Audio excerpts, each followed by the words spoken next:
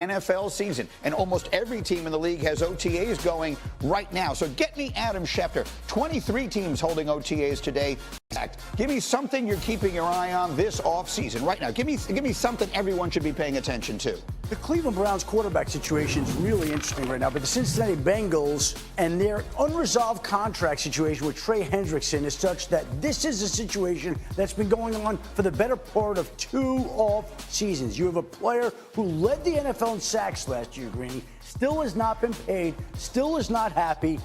Obviously, both sides want to work this out.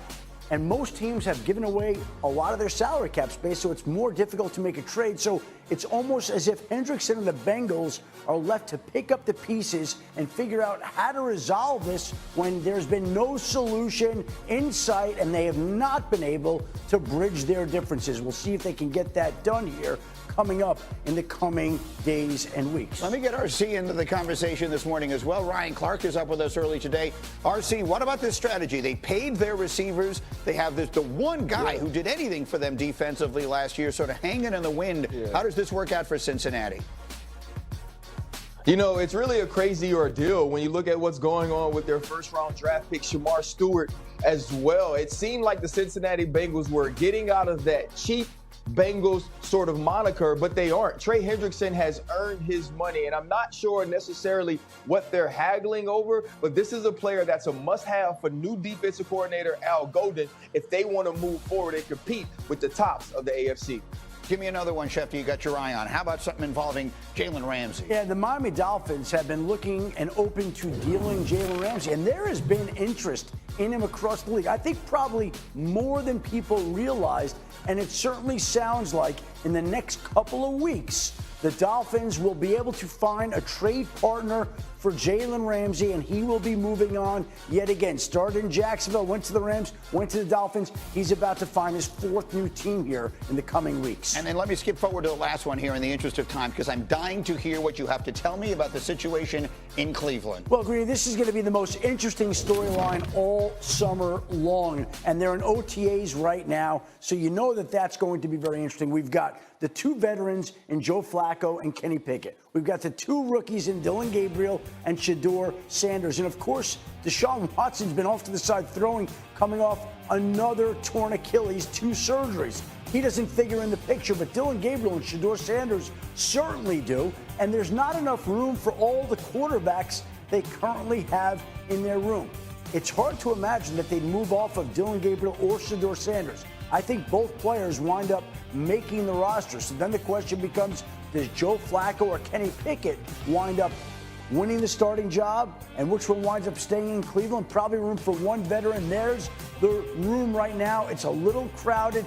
Deshaun Watson, I would think, would be an IR candidate with the 2 Achilles injuries, the 2 surgeries, and the other quarterbacks would be left to vie for the Browns starting quarterback job. We'll be talking about this all summer. RC, to me, this is going to be the story of the summer and into the season. Do you believe we will see Shedeur Sanders start for the Cleveland Browns sometime next season? You know what? I believe he will start at some point next season. I believe Kenny Pickett will be the front runner. We have to remember he was the 20th overall pick of the Pittsburgh Steelers a few years ago. But everything you're hearing out of Cleveland is how impressive Shedeur Sanders is. This is a guy we talked about as a possible first rounder, and I think he's showing that talent there, and the Cleveland Browns are desperate for a franchise guy. All right, I have to get back to this. Let me take a quick break on that thought, but we're going to have much more on this. I'm fascinated by that situation in Cleveland. Plus, how close is the gap between the Cowboys and the Eagles? And how in the world do we have the Morris twins here, and one of them roots for the Cowboys and the other one roots for the Eagles? Someone's going to have to explain this to me. We'll get to the bottom of it. Plus, sneaky, huge news in Indy, an injury, an ankle that could go a long way toward deciding a title. We've got the very latest on that. But first, we got sneaky Hembo time. We're going to do one for each of the twins today. Let's start with Marcus. Amongst players from Kansas, your alma mater, who scored the most total points in a single NBA postseason? That's among Kansas. Little Giants was one of our favorite movies. And once he seen that star, he was done.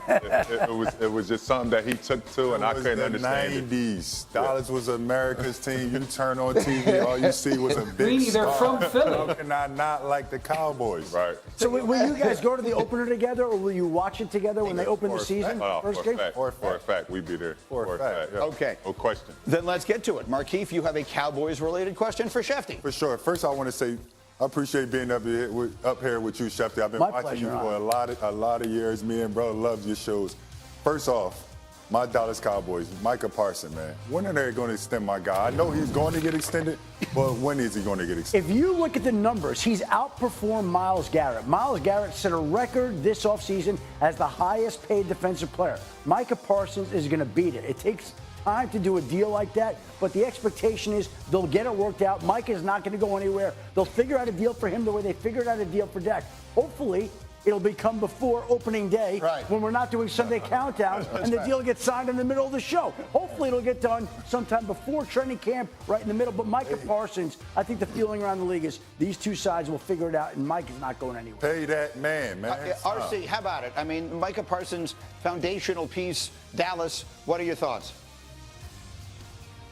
I mean, Micah Parsons fell into the Dallas Cowboys' laps, right? If we knew he would be this good, he would have been a top 3 pick. But you heard early in the offseason that Jerry Jones said he didn't care about Micah Parsons' agent. Well, Micah Parsons' agent is David Mulugheta. And David Mulugheta told me something one time that I will never forget. He said, I will not take $9 on 10. So he is not only going to break Myles Garrett's record, I believe he will obliterate it, and he deserves to. If the Dallas Cowboys do the right thing, they make this work in the way that it's supposed to for the team and the player, now they can continue to build around this linchpin piece on the defensive side of the ball. And the humorous part about this, of course, is Jerry Jones coming out saying he doesn't even know who Micah Parsons' agent is. Well, Micah Parsons' agent also happens to represent another Cowboy headed into the last year of his deal, George Pickens. So now Jerry Jones has plenty of opportunities to get to know Micah Parsons' agent. Yeah, he and David are going to spend a lot of time together. They're going to become very close. Okay, quickly, Marcus, you have a question. Go.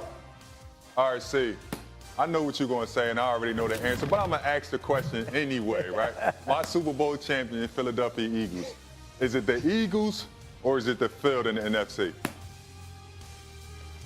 Come on, twin. You know it's always the field. This ain't Michael Jordan time anymore where you can just pick MJ. It's not hoops, right? One player or one team never has that sort of dominance, even when you're looking at the Kansas City Chiefs where you just pick them to win it every year. I love everything that Howie's doing with this team. Jaylen seems to be stepping in to his leadership role in a magnificent way. But there are going to be teams like the Green Bay Packers, teams like the Detroit Lions, teams that come up and Washington Commanders, teams that try to do their best to dethrone the Philadelphia Eagles. Right now, they're the blueprint, but I got to take the field before I take the one team. Now, Marcus is not I don't know how you said that. Like I can't believe you said that. Eagles get better or worse this offseason? Like, on balance, Super Bowl champions usually lose a lot of pieces. I think they're as good as they were, but I think when you look around at the rest of the teams in that conference, there's some good teams. Like Detroit's going to be hungry. There's some. Tampa Bay has been underrated. Dallas is going to be Washington stuff. Jayden Daniels and say like there's a lot of good teams in the NFC. Nobody wins back-to-back NFC East titles. Yes, it doesn't. 21 years. Cowboys don't win at all. Cowboys won the NFC East. All right, Wendy will have a football question a little later as we continue Icebox as well. is not showing up. The Little Giants are not showing up. Let me remind you, Game 5 of the Western Conference Finals.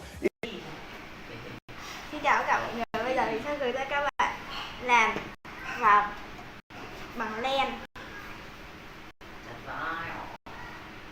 Im luôn, tầm đấy vẫn tắt. Bớt tí à? 10.000 vẫn đổi bớt. Mày. Không.